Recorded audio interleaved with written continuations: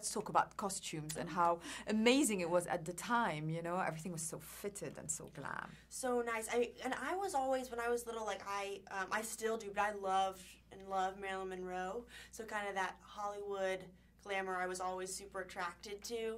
And I always wish that I kind of lived in a past time. I feel like I'm kind of a vintage girl at heart like that.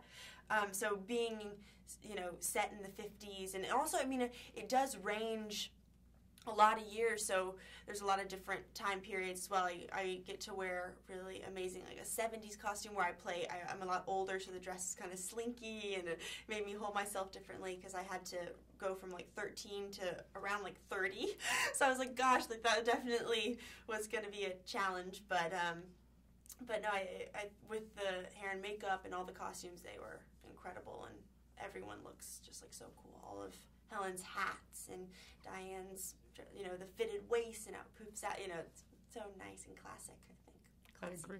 Really classic. Mm-hmm. You star as Trumbo's daughter, and her life is very influenced by his actions as well. So tell us about the dynamic and how it informed you playing with Brian on set. Yeah, well, Brian, just as a guy, as a person, is just so, God, he's, you know, he walks through the room and he's just such a presence, you know, and everyone, I think, you know, everyone wants to be his best friend. You know, he's definitely that guy. He's so funny and he's so amazing at what he does, and just the way he transforms into Trumbo, it's like his voice and his movements, he's phenomenal in that way. But and I was very grateful to get to play his daughter and get to play Nikki, she's still alive, and she's such an amazing woman and grown up to be, you know, she's, you know, a lot older now, but I did get to email her, and we talked about her relationship with her dad, and, you know, it was definitely a complicated one because she loves and respects her dad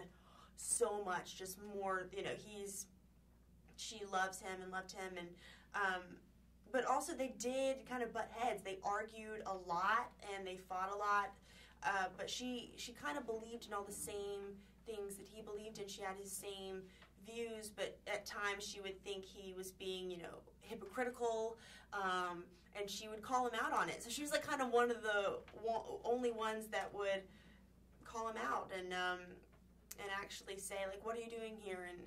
And he, you know, respected his daughter so much that he would actually listen, which was, you know, because Trumbo was such a passionate guy and so powerful, I think that people were kind of scared of him, but Nikki, his daughter, she wasn't.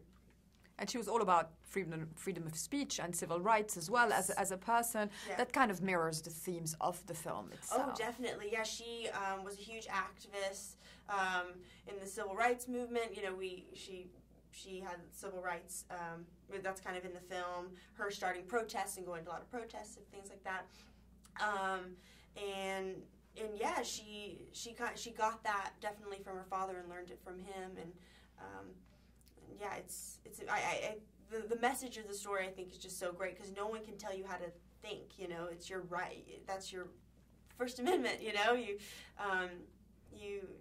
can have your own opinion, and that's what makes you a human. You know, what makes you up.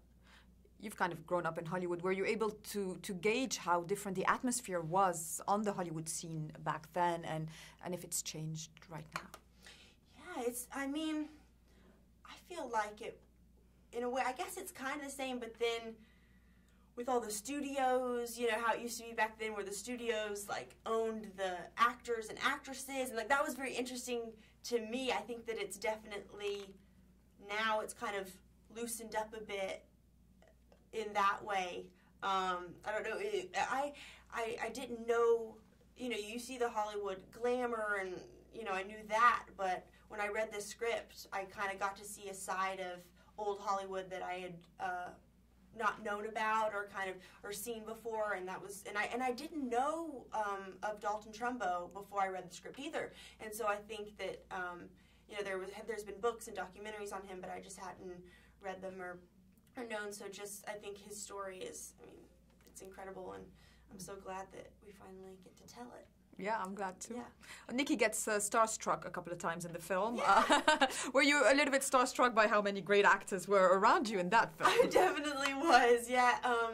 We had it, because mostly my scenes are with the family, so I'm with Brian and Diane a lot, which equally are just like, oh my god. And I watched The Fabulous Stains when Diane is, and that's like one of my favorite movies, when Diane, she's like my age now. She was like 17 and she's like this rocker. She's so cool. So I just and she's just amazed. Like, she's the coolest woman and such an amazing actress.